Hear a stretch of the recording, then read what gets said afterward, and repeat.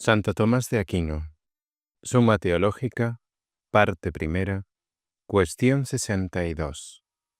De la perfección de los ángeles en el ser de la gracia y de la gloria. Artículo 1. Si los ángeles fueron bienaventurados en su creación. Dificultades. Parece que los ángeles fueron creados en estado de bienaventuranza. Primero, en el libro de Ecclesiasticis Dogmatibus se dice: los ángeles que perseveraron en la bienaventuranza en que fueron creados no tienen por naturaleza el bien que poseen. Luego los ángeles fueron creados en el estado de bienaventuranza.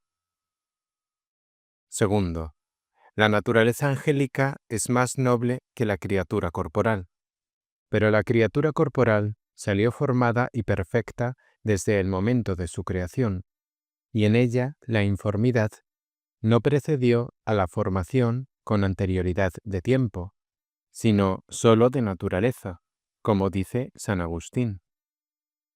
Luego, tampoco creó Dios la naturaleza angélica informe e incompleta, pero su formación y perfección consiste en la bienaventuranza, que le hace gozar de Dios. Luego fue creada en estado de bienaventuranza.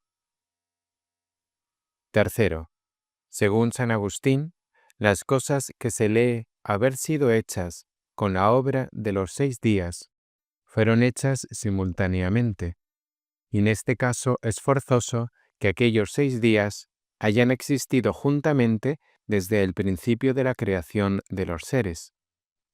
Pero según su comentario, en aquellos 6 días, la mañana fue el conocimiento por el cual los ángeles conocieron al Verbo y las cosas en el Verbo. Luego conocieron el Verbo y las cosas en el Verbo desde el primer momento de su creación. Pero los ángeles son bienaventurados precisamente porque ven el Verbo. Luego, desde el primer momento de su creación, fueron bienaventurados. Por otra parte, de esencia de la bienaventuranza es la estabilidad y la confirmación en el bien.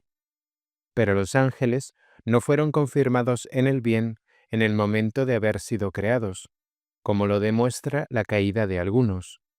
Luego no fueron bienaventurados en su creación. Respuesta. Con el nombre de bienaventuranza se entiende la perfección última de la naturaleza racional o intelectual, y de aquí viene que se desee naturalmente, ya que todo ser desea naturalmente su última perfección. Pero la naturaleza racional o intelectual tiene 2 perfecciones últimas. Una, la que puede alcanzar con sus fuerzas naturales y que de algún modo puede llamarse bienaventuranza o felicidad.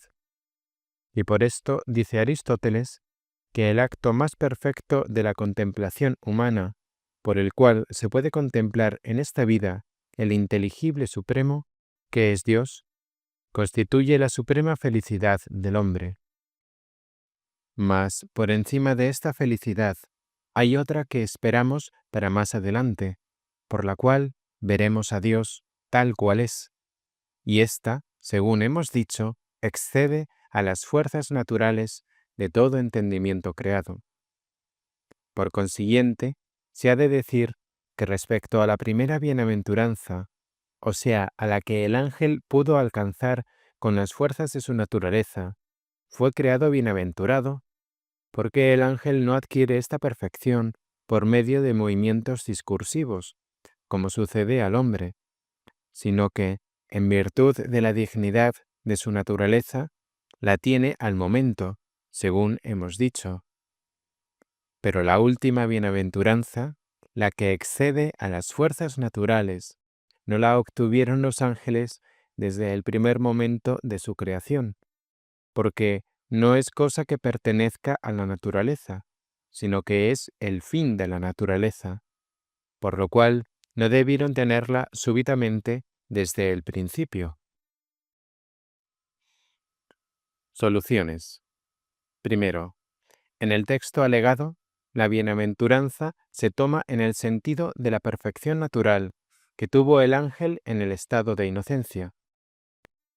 Segundo, la criatura corporal no puede tener repentinamente, desde el principio de su creación, la perfección que adquiere por sus operaciones. Y por esto San Agustín opina que la germinación de las plantas no se produjo al principio de la obra de los 6 días, en los cuales no se confió a la tierra más que la virtud germinativa. Y por razón análoga, la criatura angélica tuvo desde el principio de su creación la perfección que corresponde a su naturaleza, pero no la que debe adquirir por su operación. Tercero, el ángel posee un doble conocimiento del Verbo, el natural y el de la gloria.